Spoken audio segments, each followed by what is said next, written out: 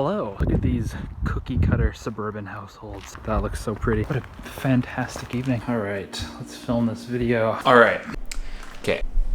Okay, so I shaved my head. I think it looks a lot better, to be honest. I was really postponing that. My hairline was like, well, I mean, you can see where my hairline is, and then I had like a little bit of hair kind of like that I'd do this with, and then you'd turn my head, it'd be all thin up here. Looks like I'm not trying to hide anything. Anyways, so I'm about to go to the gym, but I just wanted to drop some insight on you guys. I've had this concept on my mind for quite a while, and I'm really passionate about it right now, so hopefully I can take this philosophy going forward.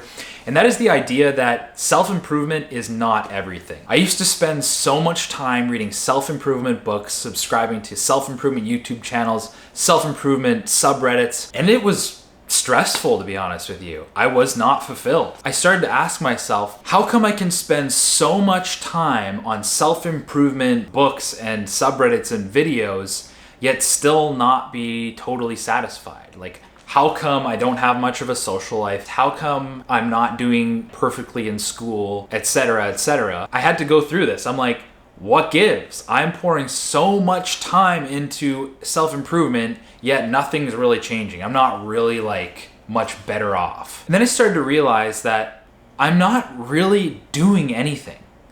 Like when I'm reading self-improvement books, like what am I doing? Really? Like what is that accomplishing? All these self-improvement books talk about how to do things better.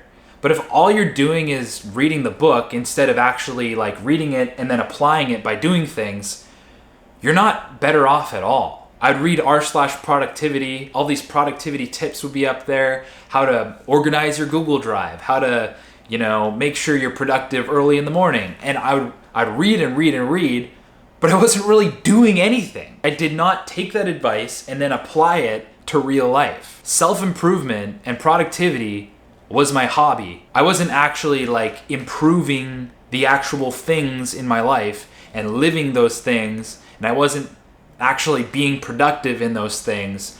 I was just obsessing over being productive and obsessing over self-improvement instead of just living. So the point I'm trying to get at is, if self-improvement is your main hobby, honestly, get a better hobby. Don't ditch self-improvement altogether, because you should always be reading new insights as to how to live your life better, more effectively, etc. But do other things, man. Here's a good example.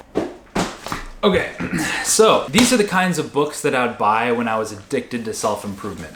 The 4-Hour Chef, Creativity, Deep Work, Thinking Fast and Slow. Why am I showing you the sides of the book? The Richest Man in Babylon. The Obstacle is the Way. The Checklist Manifesto. Subtle Art of Not Giving a Fuck. 12 Rules for Life by Jordan Peterson. Great book. Think Like a Freak. How to Win Friends and Influence People. You Are a Badass. I started reading it and I could not get past the introduction. All those books are like self-improvement books, productivity books, business books, startup books, instructional how-to books, and a lot of the time I didn't even finish reading them. I would just buy them because the act of buying them gave me like a dopamine rush and made me feel like, oh, if I buy this book, my life's gonna stop sucking. But in reality, my life sucked because I wasn't taking care of those pillars. That's not a good. I wasn't actually learning how to enjoy going to the gym for the sake of going to the gym. I wasn't learning how to cook so that I could eat better and enjoy good food.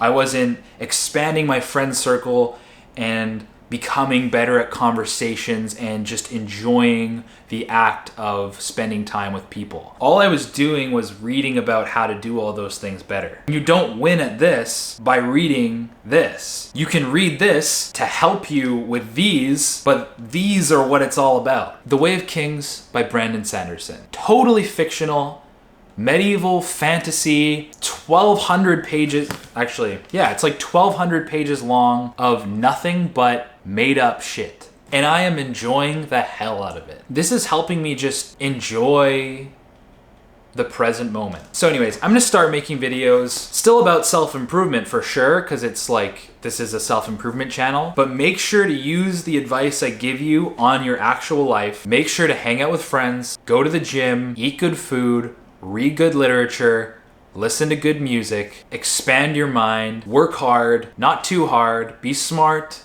be charming, and enjoy life. If you like this video, hit that like button. If you disagree with everything I said, make sure to comment it instead of just hitting that dislike button, because that's just not really helpful. I'm starting a Facebook group in which you can post your own productivity advice. You can listen to my productivity advice. We can help each other out, like each other's posts. The link is in the description. It's a no-brainer to join that. If you have Facebook, join that right now. Become one of the first members, the pioneers of the self-improvement, what is it called? Better Ideas Self-Improvement Hub. And let's get a movement going. Let's get a community of building each other up. In that community, I definitely want to see posts completely unrelated to self-improvement sometimes. If you just made yourself a good-ass meal, post that in the group. If you too have read Brandon Sanderson's The Way of Kings, post that in the group. Like, what other fiction books do you like? What self-improvement books you like? Talk about your life. Make sure to subscribe if you haven't subscribed already. Thanks for watching, and we'll catch you in the next video.